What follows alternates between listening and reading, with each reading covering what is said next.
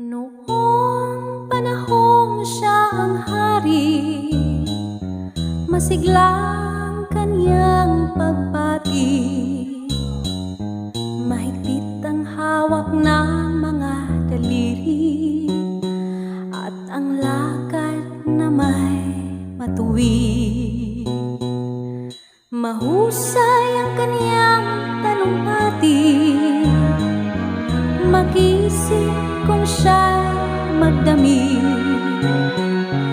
Malalim ang kaniyang pag-iisip, at lahat ay sa kanya nakatitig. Ngunit ngayong siya'y pagod na, mahina na rin ang katawan, pinagmamasdan na lamang sa bintana